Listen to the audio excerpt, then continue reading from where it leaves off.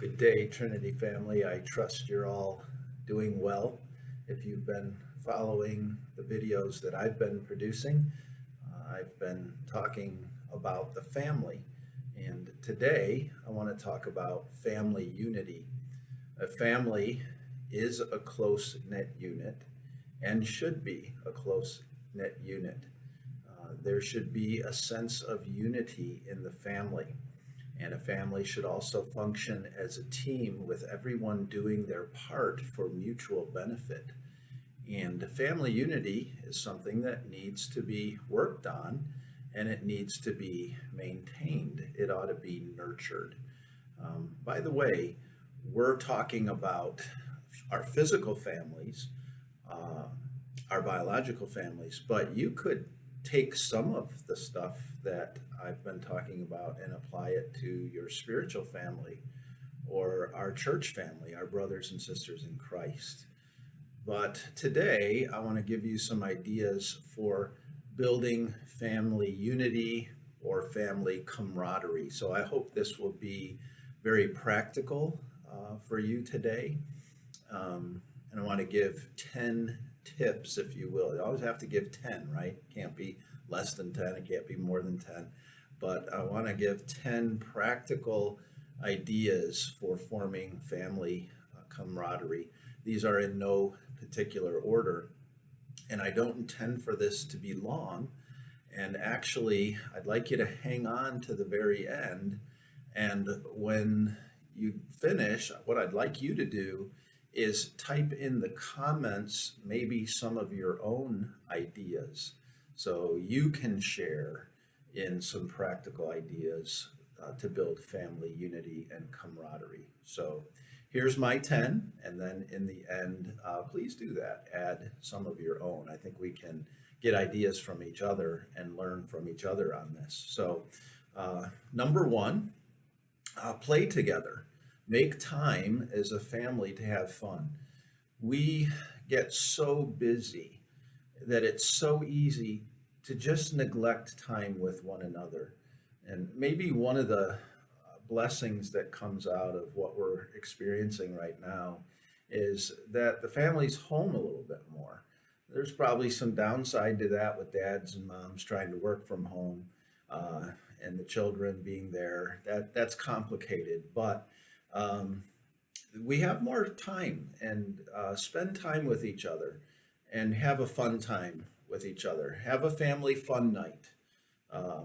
You can play board games together. Our family's not a board game family, but that's one idea. You could watch good movies together.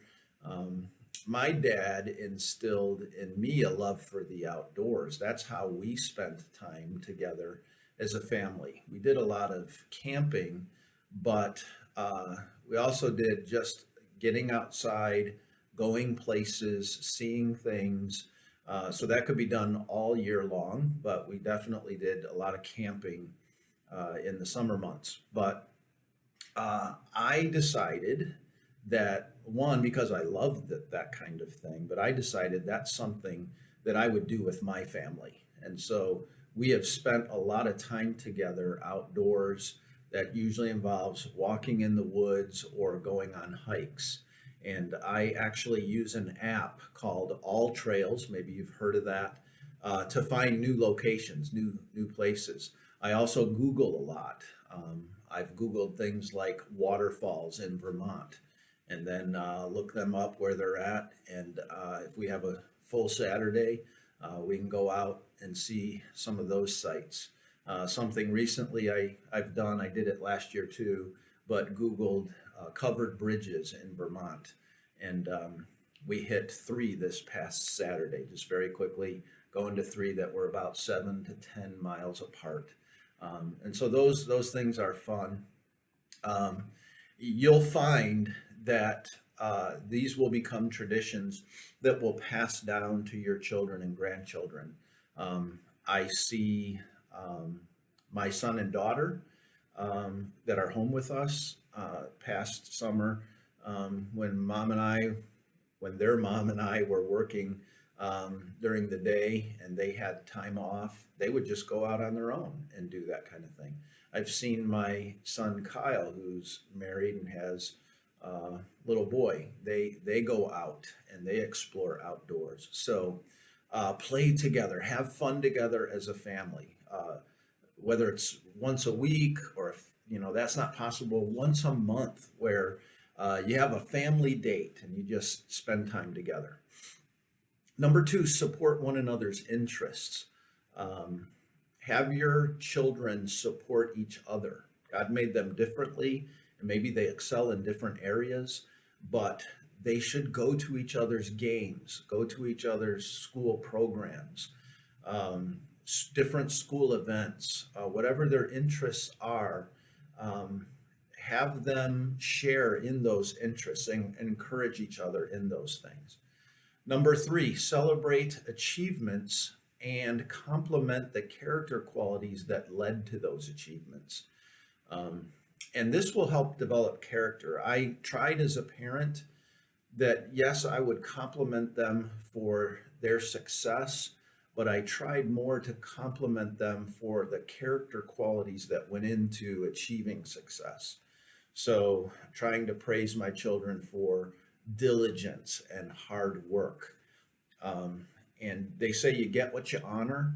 And so, honor those character qualities in your children. Number four, pray for each other. Share the needs with each other as a family. Have your children share their needs with each other, and pray together as a family, and then teach your children to pray individually. And tell your family members what you're praying for. Number five, be kind to each other. This is obviously very important in maintaining family unity. And I noticed that this is something that my daughter-in-law is really working hard on with my grandson, Liam. He is 2.5, is going on 3, and he's going to have a little baby brother come, I think it's June. Kaylee, forgive me if I'm a dad, I'm a grandpa. Moms and grandmas know all the exact months that their grandchild are and all that. But I noticed when I've been with Liam and with Kaylee there, she is working very hard at teaching my grandson to be kind and respectful to others, and she's on top of that. And I'm so thankful for that. She is a good mom, and her and Kyle together are a good team in raising little Liam, and soon to add my next grandchild to that, my grandson to that. But we need to teach kindness and respect. And one of the things, these videos I'm trying to make it apply for children when they're very young, all the way up through even grown children that still might be at home. But especially for the little ones, teach them to share. That's an important thing. Teach them to help one another and to serve one another. That's what God would have us to do as people, right? That's what God would have us to do as adults. So serving one another is so important. Teach them to have common courtesy for one another. With sin nature, when they're really little, these things just don't come naturally. They have to be instructed in these things. Teach them to express appreciation, letting others go first, building one another up. Number 6, eat together.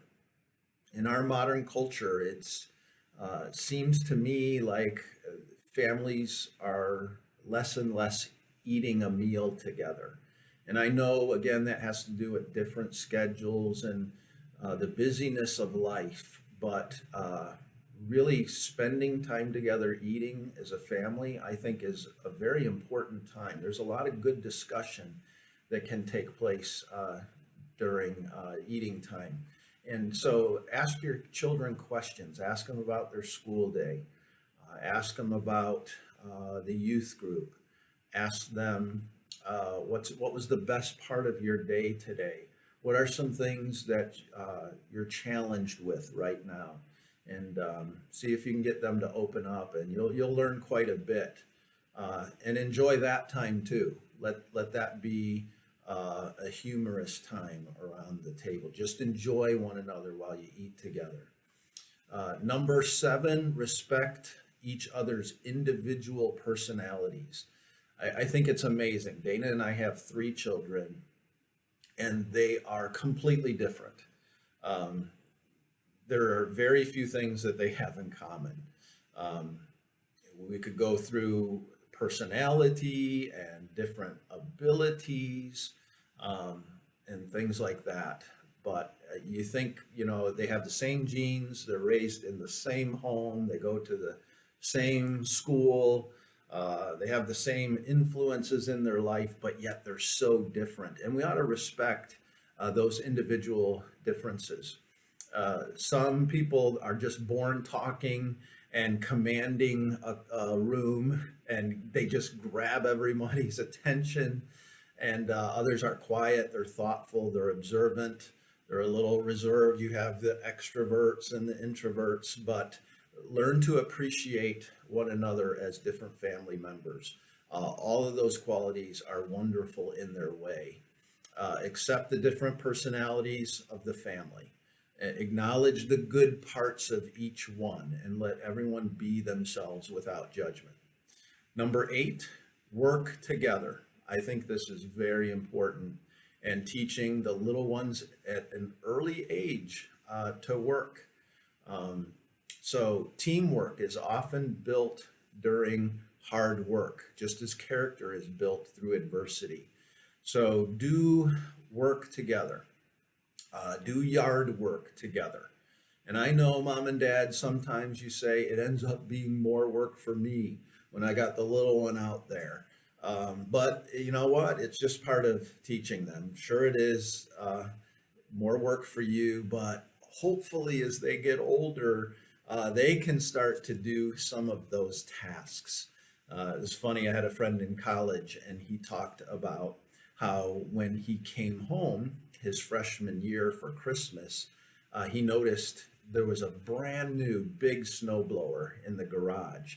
And he asked his dad, he said, "Dad, you got a new snowblower?" He said, "How come we didn't get one of these years ago?" And his dad said, "I didn't need one years ago." So I think the same thing happened with the riding lawnmower for him when he came home in the summer. But teach them work, teach them to contribute to the family. Um, Parents, I know we want to help our children, we want to serve our children, but work to make sure that the children know that they have a part in the family, that they contribute, and that's very important. They should have a useful purpose in the family. Number 9, have family goals. List characteristics that you want your family to have. Talk about what it means for each member of the family to live a life that glorifies God and to be a family unit that can glorify God and that can serve together. Find a way for your family to serve in the church.